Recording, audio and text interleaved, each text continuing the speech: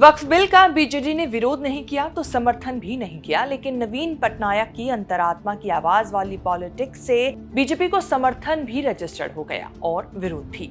राज्यसभा में बीजेडी के 7 सांसदों ने 3 अलग अलग लाइन ली।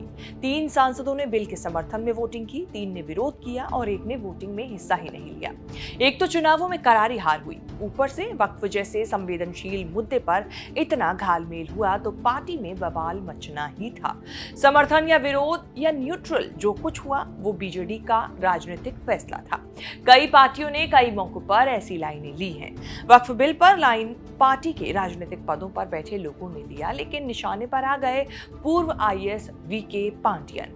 वक्फ बिल पर बीजेडी के फ्लिप फ्लॉप वाले स्टैंड से नाराज नेताओं को नवीन पटनायक से शिकायत होनी चाहिए थी, लेकिन उन्होंने निशाने पर लिया हुआ है वीके पांडियन को, जो घोषित तौर पर ना तो राजनीति में है और ना ही पार्टी में।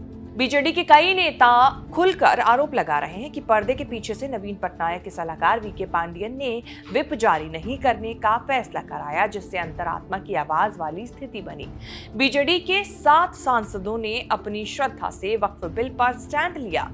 गोलमोल स्टैंड लेकर नवीन पटनायक ने अचानक यूटर्न देकर बीजेपी की मदद कर दी। संसद में चीफ व्हिप सस्मित पात्रा और वीके पांडियन के खिलाफ खुलकर बयानबाजी हो रही है। बिल के खिलाफ वोट डालने वाले सांसद मुजीबुल्लाह के निशाने पर सस्मित पात्रा है। वोटिंग से गैर हाजिर रहने वाले देबाशीष सामंतरे के निशाने पर पांडियन है।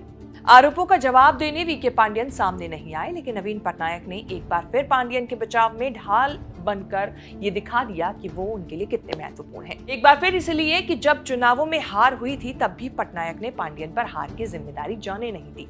अब वक्फ बिल विवाद में आरोप लगने तो फिर नवीन ने क्लियर कर दिया कि पांडियन 10 महीने से पार्टी से जा चुके हैं, उनका कोई रोल नहीं है, इसीलिए आरोप लगाना गलत है।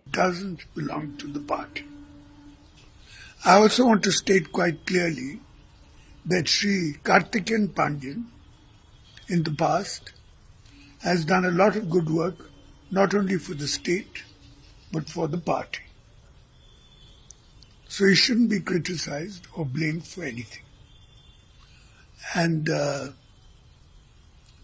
also he left the party more than 10 months ago and is not involved in any of the party's work. IAS VK Pandian 13-14 साल तक सीएम नवीन पटनायक के साथ साए की तरह रहे।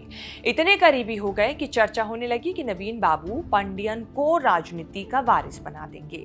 नवीन पटनायक के कांपते हाथ भी संभाले और उनका माइक भी। योजना फॉलो की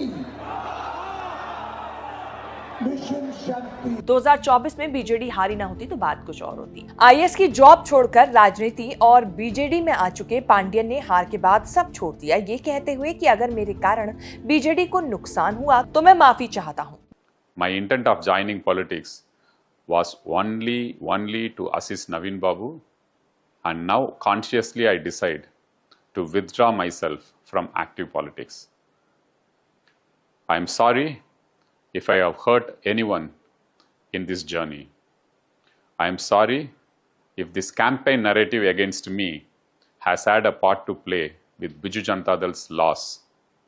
I apologize to the entire Biju Parivar, including all the Karmis, for this.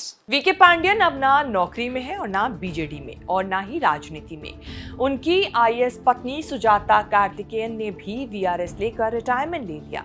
चूंकि कहीं किसी रोल में कुछ करते हुए पाए नहीं जा रहे, इसलिए आशंका जताई जा रही है कि पर्दे के पीछे से पांडियन ही नवीन पटनायक के सलाहकार बनकर बीजेडी चला रहे हैं। चुनावों के बाद से बीजेडी में गुटबाजी चरम पर है।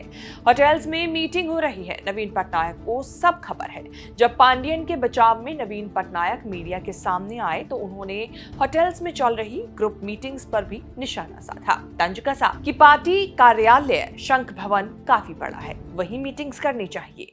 I would like to state here that I disapprove of any quite large meetings in hotels or held by party members. They have the party office, Sankho Bhavan, which is a large building where they've been told they should hold their meetings, and they should do so. Tamil Nadu के मदुरई के रहने वाले कार्तिकेयन पांडियन को destiny Odisha लेकर आई। जब IAS clear किया तो उनका कैडर पंजाब अलॉट हुआ। उनकी आईएएस पत्नी सुजाता ओडिशा में पोस्टेड हुई। पत्नी की पोस्टिंग के ग्राउंड पर पांडियन ने अपना कैडर ओडिशा ट्रांसफर करा लिया। 10 साल तक अलग अलग जिले संभाले। नवीन पटनायक को पांडियन का काम अच्छा लगा। उन्होंने 2011 में सीएम का प्राइवेट सेक्रेटरी बनाकर अपने पास बुला लिया। तब से आईएएस पांडियन सीएम नवीन पटनायक के साथ साए की तरह रहने लगे। पटनायक सरकार के ड्रीम प्रोजेक्ट 5T के चेयरमैन बने। सरकारी योजनाएं लागू कराने के लिए पूरे राज्य में घनघोर दौरा किया। दौरा करते हुए जनता का मूड मिजाज भापा। दौरों ने पांडियन के लिए पॉलिटिकल ट्रेनिंग का काम किया। 2024 के विधानसभा और लोकसभा चुनावों से पहले चर्चा पटनायक के वारिस बनाने की होने लगी। पटनायक ने वीके पांडियन की पूछ बनाए रखी, लेकिन वारिस को लेकर कभी कोई ऐलान नहीं किया। चुनावों से पहले पांडियन ने वीआरएस लेकर आईएएस की नौकरी छोड़कर बीजेडी ज्वाइन कर ली थी। 2024 के दोनों चुनावों के इलेक्शन मैनेजर स्ट्रैटेजी पांडियन ने ही बनाई, लेकिन ये दाव उल्टा पड़ा। हारने से नवीन पटनायक की सत्ता, बीजेडी की राजनीति और पांडियन की फ्यूचर राजनीति सब गुड़गोबर हो चुकी थी। ओडिशा में बड़ा सवाल ये अब पूछा जा रहा है कि नवीन बाबू भी पार्टी बचा पाएंगे या नहीं, या फिर पांडियन इसमें भी आगे कुछ नया करेंगे। शेष भारत में ये रिपोर्ट आपको कैसी लगी, हमें कमेंट करके जरूर बताएं। इस तरह की खबरें आगे भी देखने के लिए आप बने रहें न्यूज़ तक के साथ।